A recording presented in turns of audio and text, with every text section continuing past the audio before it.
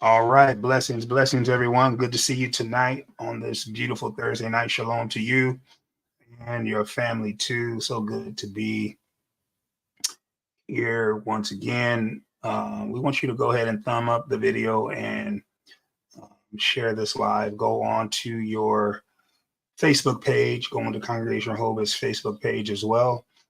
And we want you to hit the like button and also share this live.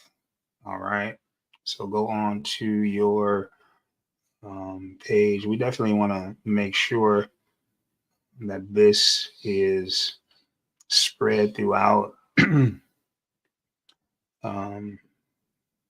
everyone has an opportunity to hear, to listen, and to give their attention to what we are sharing tonight. All right. And so we definitely want you to go ahead and smash the like button. And we definitely want you to share, post this on your page. Make the algorithm do what it do. All right. So good to be here once again, man. It's been a long time since we've done Parashat. It seems like that to me. However, we're going to keep it moving, keep it rolling, and get into this lesson as soon as I finish sharing it, all on all of the platforms that I have. And again, if you can do the same, but when you share it, don't forget to thumb up the video and then share it on your platforms as well. All right. Very excited to share just the thoughts, man, about we've been going through the book of Exodus. We just started last week, and we are going to definitely get it in tonight. And we looked at last week, it was called Parashat Remote. Today is Parashat Vaera. All right. Vaera.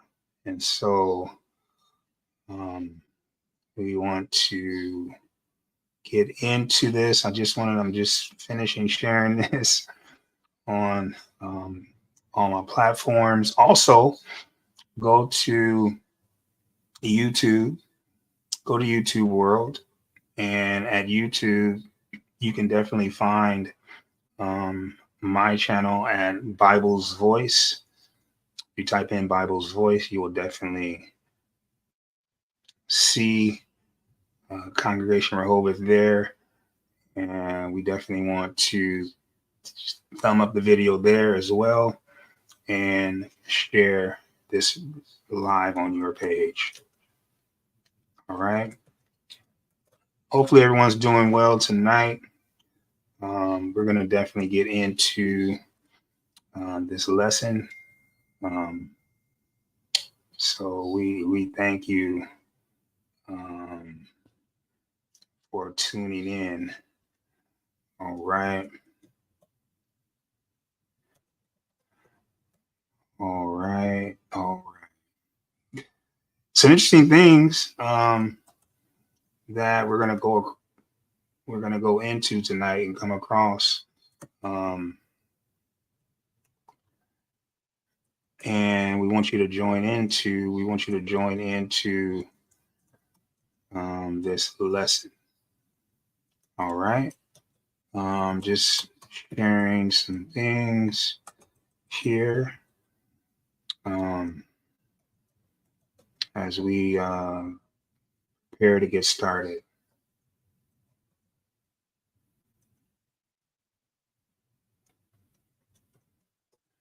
All right.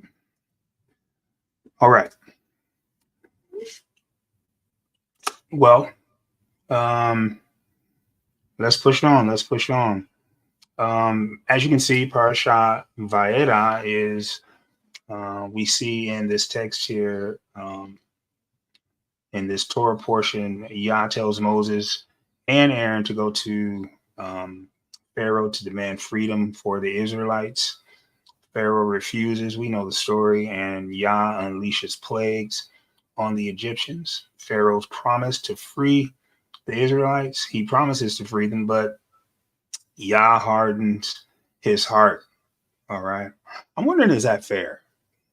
Maybe, we can get into that. On what basis did Yah harden Pharaoh's heart? Was it because Yah knew that Pharaoh would never let the children of Israel go? Is that what it is? I've always thought about that, and want to hear your thoughts on that. And so we will definitely address that. But what I wanted to do is I want to hit. How about let's hit every chapter? Let's have at least one or two things to say about each chapter in Exodus leading up to chapter 7. So we go back to Exodus chapter 1.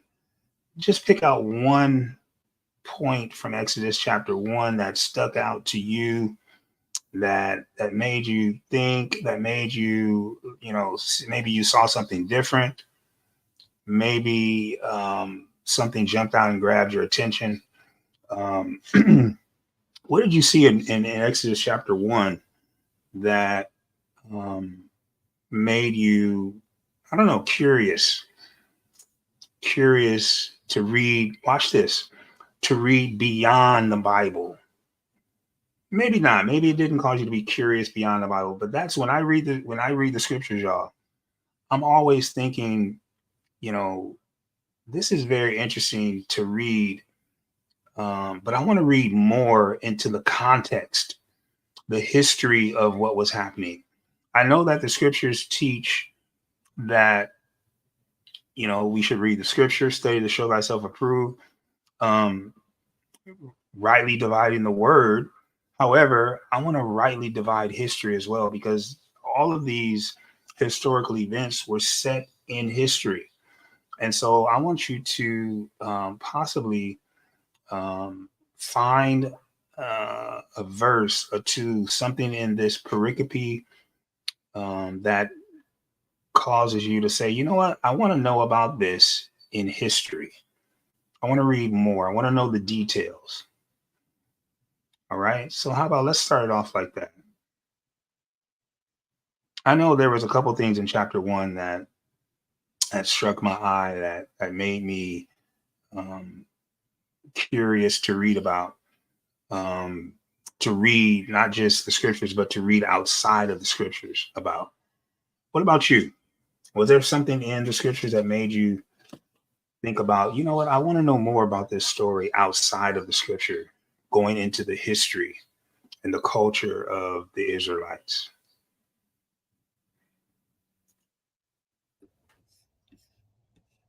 I would say the midwives named Shiphrah and Pua, that were named by name, and how they feared the Lord, and if there was any historical lineage written somewhere else, maybe.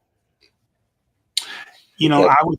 That because they didn't kill the sons, God blessed them and gave them families. So is that written somewhere else? Because they made it a point to note those two midwives, and I'm sure there were more than two midwives, considering how much emphasis they're putting on how greatly they're multiplying, and it had to be quite a few of them for him to want to kill all the male children. Absolutely. Yeah, these are definitely, if they're Egyptians, they're Egyptian women, then we know who their father is. We know who their father is. No. Then the king of Egypt said to the Hebrew midwives, one of whom was named Shiphrah and the other Pua. So they were Hebrew. But I'm saying, like, which tribe did they come from? We knew they were Hebrew midwives. Well, we don't have tribes yet. Oh, duh, right? Yeah. Well, no. Yes. Yes. Which tribes do we have? This is Israel. Israel's children are the tribes. Ah. Aha, yes, I got that. Okay. Yeah, that would be interesting to find out, who their father is. Let's look at Pua, see if it gives us anything about who she is. And she's only mentioned one time in scripture. She's only mentioned one time in scripture here in Exodus chapter 1. And so that's going to be hard to find unless we go into, now let me ask this, because I know how my mind is working. Where do you think we would go into to find more about this woman? Where would we look if we're looking at outside extra biblical materials?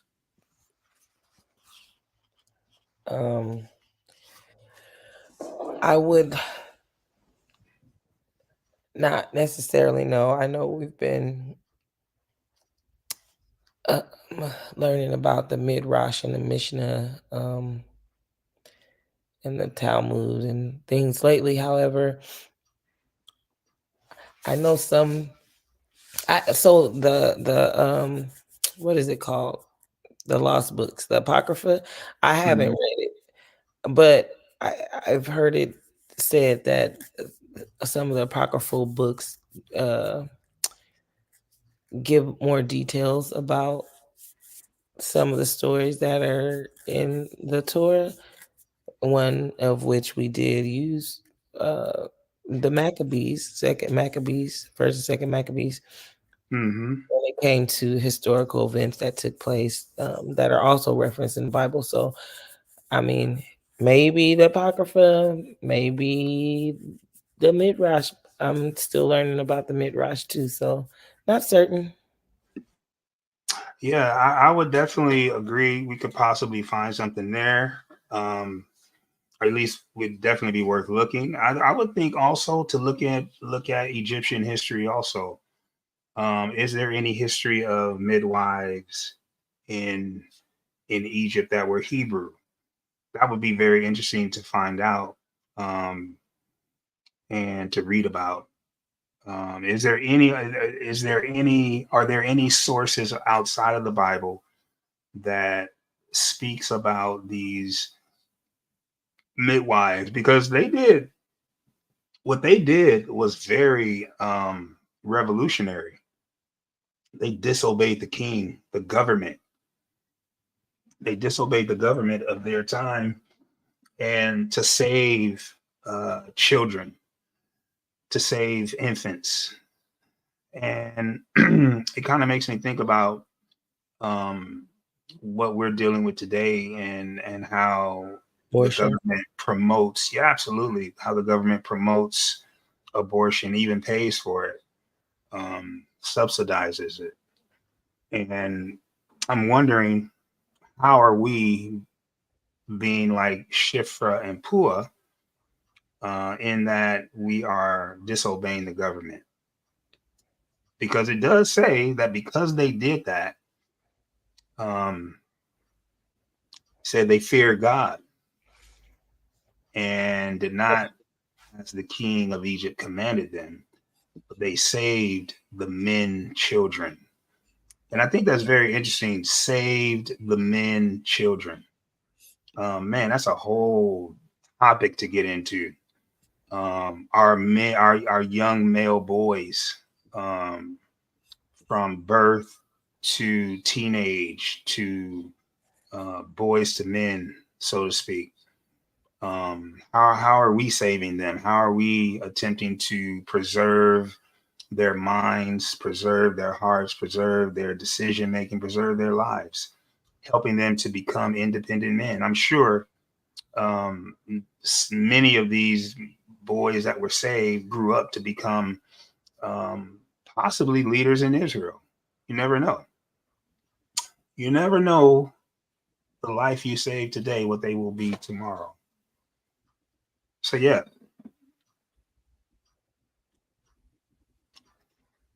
Oh, yes. All right. So that was chapter 1. Let's see. All right, let's go to chapter 2. Chapter 2, very interesting. The birth of Moses, how a certain man of the house of Eli or Levi took a wife of the daughter of Levi. They conceived and they had who would become Moses. I do have a question about that because I think somewhere down the line it says here that I think it's in verse 10. Yeah, verse 10 here. Let me share that. Verse 10, Exodus chapter 2, verse 10. It says, and the child grew. And then I had a couple questions about that. And she brought him unto Pharaoh's daughter, and he became her son, and she called his name Moses. And she said, because I drew him out of the water. I'm curious, is Moses' name Egyptian or Hebrew? I'm just curious. And is that how you say his name in Egyptian? Or not Egyptian, I should say Medu Neter. Is that how you say his name in Medu Neter, or is that a Hebrew name? Because the daughter of Pharaoh is definitely Egyptian and she spoke Medu Neter. And so I'm wondering, is that a Hebrew or a Medu Neter name? I should say Egyptian name. That was one thing that stuck out to me in chapter 2. It's an Hebrew name. You could look it up as it's written in Hebrew. Right. But is that the name? My question really is, would the daughter of Pharaoh who spoke Medu Neter, she was an Egyptian, because it says, and she called his name Moses. We don't read, do we read of Moses' mom naming him before that? No, I don't think so. No, we don't read. We don't read about that. But they had to know each other's dialect because they lived amongst each other, and she knew it was a Hebrew child because it was in the water. So she Mhm. probably just gave it a Hebrew name. She But, adopted it. but wouldn't that be dangerous for her to bring a Hebrew male into her house with a Hebrew name, knowing that in the previous chapter, they were supposed to be drowning all of the boys. They were supposed Yeah, to be but Pharaoh had a soft spot for his daughter. drowning. Okay, you can have the little pet boy. Oh man, He's I just thought that was interesting and curious to question that aspect about Moses' name. Um, Another question I had too, and that would be something easy to research too. What if that's a Hebrew name? If Moses is a Hebrew name indeed, what is his name in Medu Neter? What were they calling him in the language of the Egyptians? That would be something to research and find out. Something very interesting as well. well, my question was about names as well for chapter 2. Mm-hmm. Um, the um the father, the priest of Midian, first they called him Rule, Okay. but later his name is something else. Where it go?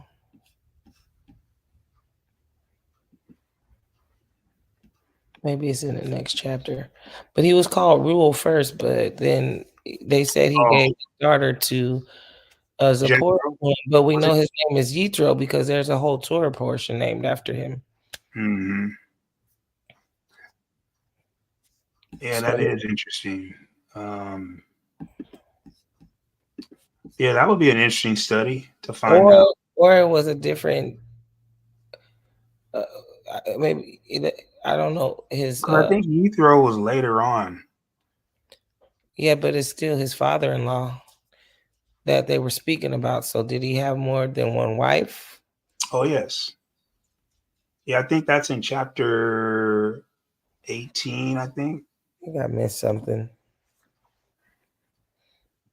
Yeah, I think Yethro is in chapter 18. But yeah, Moses had more than one wife. So that would answer that question then. Mm-hmm. Or was given, but I hold on, let me check because I want to say no, it's in chapter 3. See, look, it says here in chapter 2, verse 18, when they came home to their father Rule, he said, Mm-hmm. "How is it that you have come home so soon?" They talked about the Egyptian. He said to his daughters, "Then where is he?" He was content to deal with them. This is verse 21. And he gave Moses his daughter Zipporah. And if you go to chapter 3, All right, let me verse go 1 says, here. "Now Moses was keeping the flock of his father-in-law, Jethro, the priest of Midian." So Rule and Jethro is the same person. Yes? Let's see.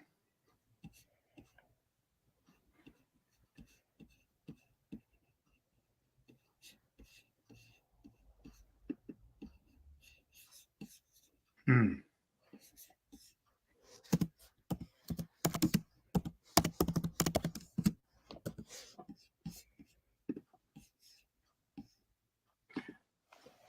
That's interesting because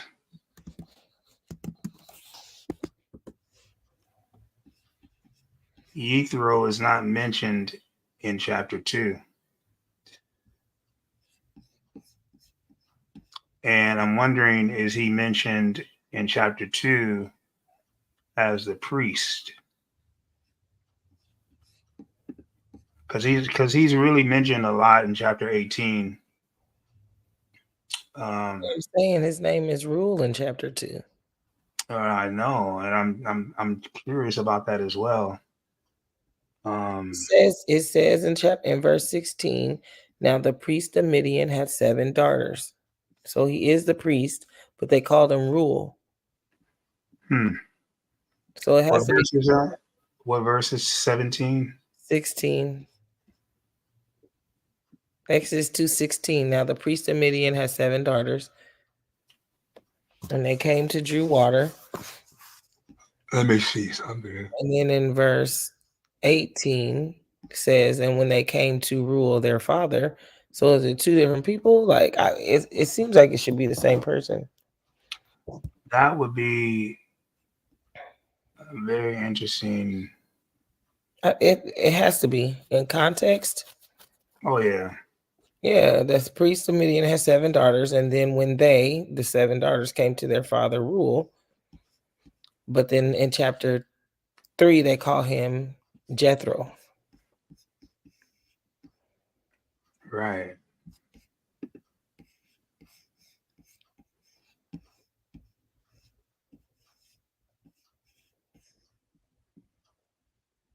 Hmm.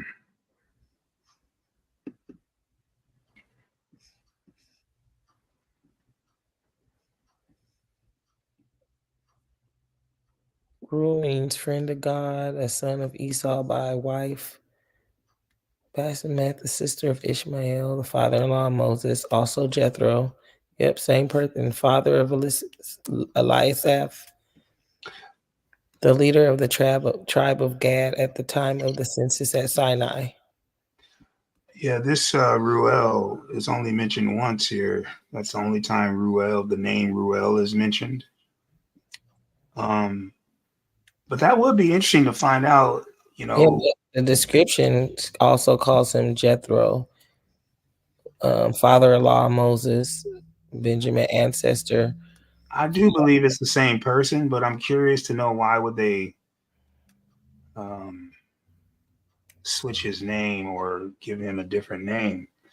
It was just a nickname. You know how we do, Mookie Nim. Oh no. You think they was doing that back then? Yeah, we are very flavorful people. Now That that is would be a very interesting study. personality. That would be a very interesting study. I also had something too in chapter 2. Where is it?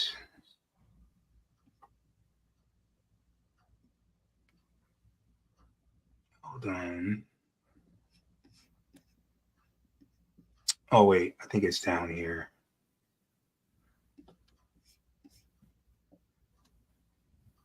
Um, yes. So in chapter 2, verse 11 and 12, it says, "And it came to pass," verse 11, "in those days when Moses was grown." So here we have Moses from a kid being raised in the house of the Pharaoh. And so we got to look at all of the things that Moses would have been exposed to during this time, growing up in the Pharaoh's house. And so, one thing that would be interesting is to know, like, what religion was he learning in the Pharaoh's house? I mean, of course, they had gods and they had all different beliefs, but I would be curious to know what was Moses being taught as it relates to religion, faith. Was it in one God? Was it in multiple gods?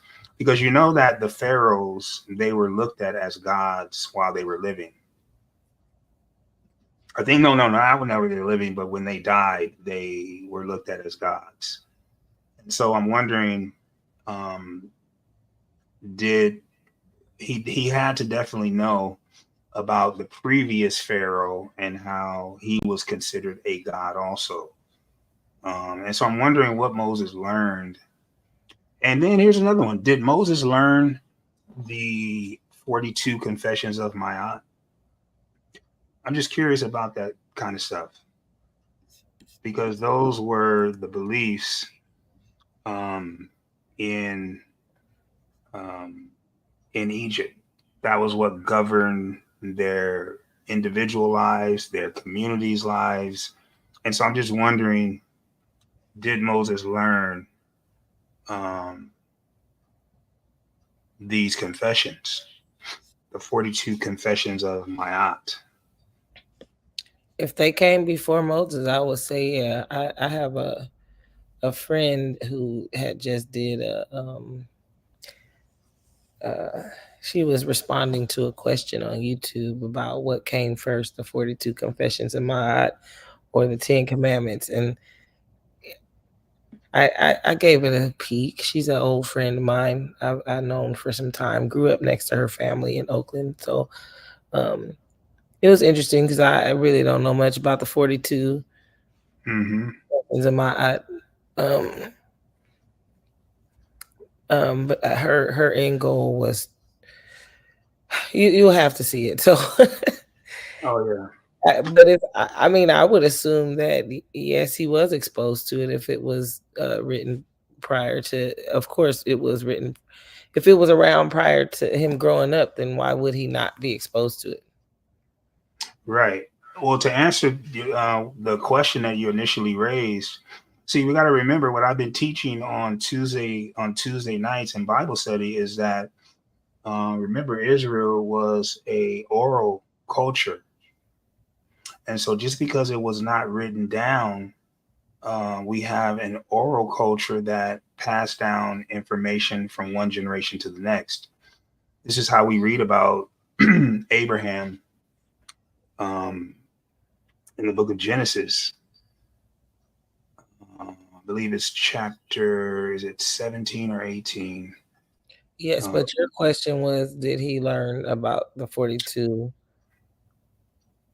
uh, confessions of my? I'm saying if he grew up in after he was weaned and he grew up in the Pharaoh's household, if that's what all of the Egyptians was doing, then absolutely. But Well, he I was got his basing oral tradition. I was basing my answer that I just gave on what you said.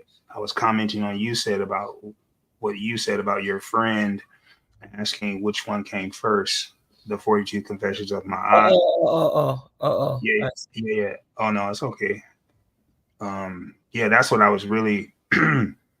No, but the direct question that was directed to her was the 42 Confessions of my Aunt or the 10 Commandments. And I believe when people say 10 Commandments, they mean after Moses came down with the tablets, 10 Commandments. But Not see, that's what I'm. not I, what you teaching, which I get what you're saying, but well, see, that's a misunderstanding of, like I said, the oral culture of Israel is that we have Abraham, who came long before Egypt, long before Egypt rose to prominence. Um, where, and I'm trying to find it, the verse are the that. 42 Confessions of my written down? Yep. I'm assuming that these questions are based on written, like documented, written, not necessarily oral. That's my assumption. Well, when you're asking, if the question is which one came first, and they don't specify which one was written first, of course, if you mention which one was written first, then you're going to say, yeah, the 42 Confessions of mine were written first. However, when the question is which one came first, then that's a completely different conversation. And that's Yeah, why I brought in the oral tradition. indeed. Yep. But I was trying to find the scripture where it says that Abraham obeyed all the laws, the statutes, and commands of the Lord. Pardon me. And I'm wondering, is it in chapter 18? I'll be right back. All right. So, yeah, those of you who may be watching now or you may be watching later, that is an interesting question. Which came first, the 42 Confessions of Ma'at or the 10 Matters? Now, we know that Abraham, the scripture says that he followed all the laws and statutes um, and commandments, but I'm struggling to find, or maybe it's in Genesis 26. I was saying 18, but maybe it's in Genesis 26. I'm getting ahead of myself a little bit. Let's see, maybe it is. Oh, yes. So, what we would have to do is find out if we're answering the question which came first, 42 Confessions of Ma'at or the commandments, because we have this in Genesis 26 and 5 that says, because that Abraham obeyed my voice and kept my charge, my commandments, my statutes, and my laws. And so let's see what Moses actually kept. All right. So, um, let's see. Did I say 5 or 6?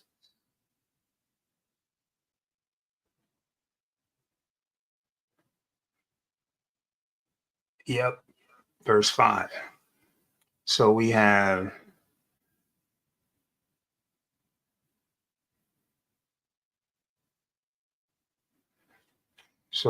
here, because that Abraham obeyed my voice and kept my charge.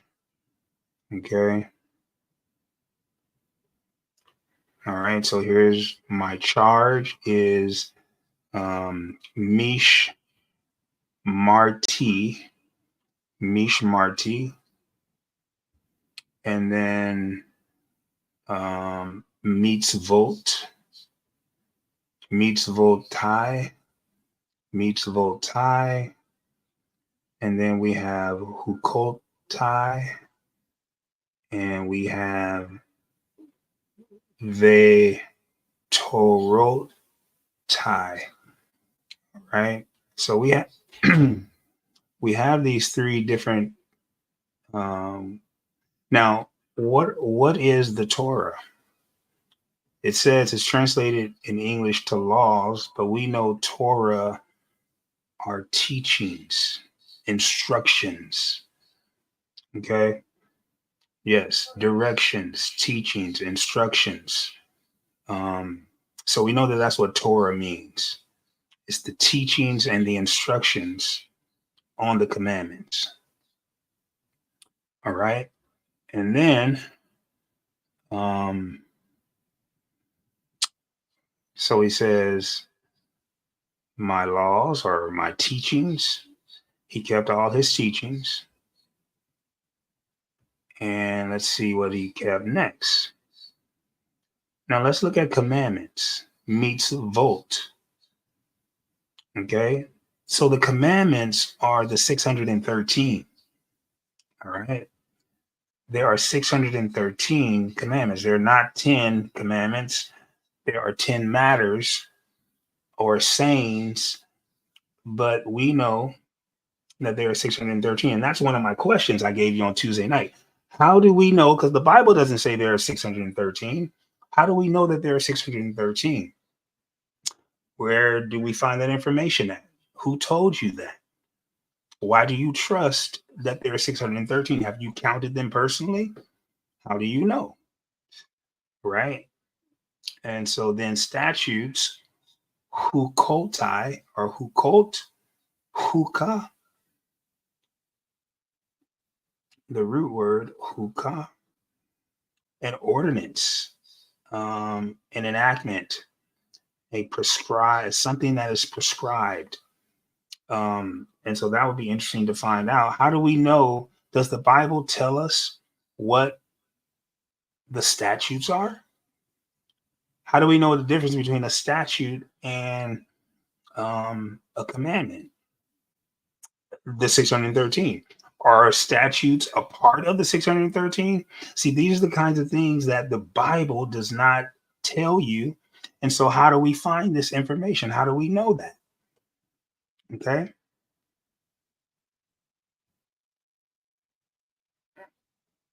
And so that will be interesting to find out. But we see Abraham going all the way back to Abraham before Moses is even born. And so what would be interesting to find out is when were the 42 confessions of my aunt given? What kingdom period in Egypt were they given? That promotes, truth, justice, harmony, balance, which we call shalom. And then we have to really, really do a better job, I feel, at studying these competing religions. People who are of the Kemetic faith, they're quick to say that our story, that the scriptures is just a fairy tale. They're quick to say that. And so we need to really find out, when did the 42 Confessions of Ma'at first appear in Egypt? And so that would be an excellent question. I believe we know it's BC, but is it in the 2nd century BC? What time period? When did it happen?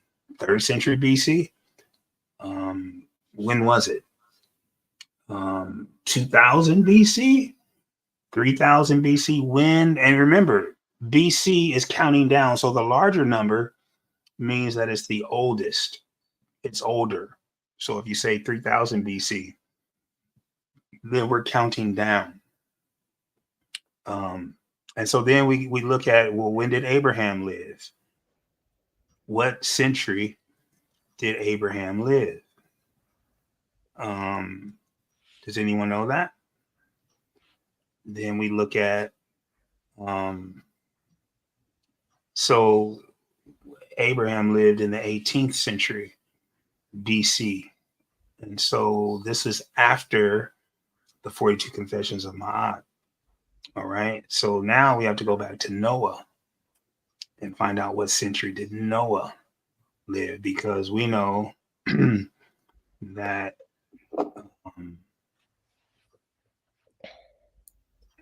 see that these are the kinds of questions that we would have to look up.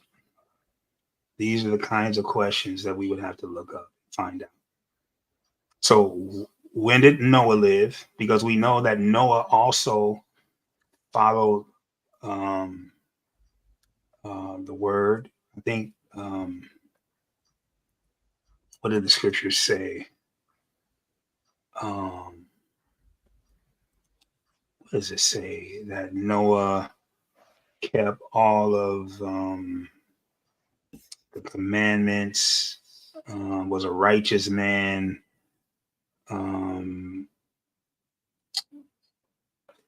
Yeah. These are some interesting things that we would definitely have to find out. But these are the kinds of things that really interest me. But yeah. All right. So yeah. All right. Anything else in chapter 2? Because we do have Noah. I didn't mention what century Noah was in, 23, 24 BC. And so we know that the 42 Confessions of Ma'at, they say 26. So are they older? Was Noah the first one to follow the Abba Yah's law, statutes, and commands? Or was there someone before Noah? All right. And so now we get into Adam. We getting into going all the way back that far. All right. So let's keep it moving. That was chapter 2. Now we're going to have to pull up and I think cut it off right here. But it would have been interesting to go through each chapter, but we spent a lot of time mentioning each one of our findings in chapters 1 and 2, and a little bit in chapter 3. All right. And so we definitely would love to hear some chapter 4, no? Huh? I thought we were continuing to the next chapter. No, we stopped in chapter 3 when you were mentioning Ruel and Yethro. Okay, so we're going to catch up next week. Next week we'll catch up and start in chapter 4. Because chapter 4 is very interesting too, because that's when Yah calls Moses and he says, "Oh, I'm not, I have an uncircumcised mouth, my lips are uncircumcised," and he sends Aaron with them, and he gives him the staff, and the staff turns into a serpent. And so this is an interesting chapter also. But we're going to stop right here, and we're going to pick it up again next week. So blessings and shalom to you and your family too. Hope you enjoyed this brief. Usually we're on there for almost 2 hours, but this was a brief one, only 45 minutes tonight. But we will pick it back up next week on Thursday, and we'll see you then. Blessings and shalom. Blessings. Blessings.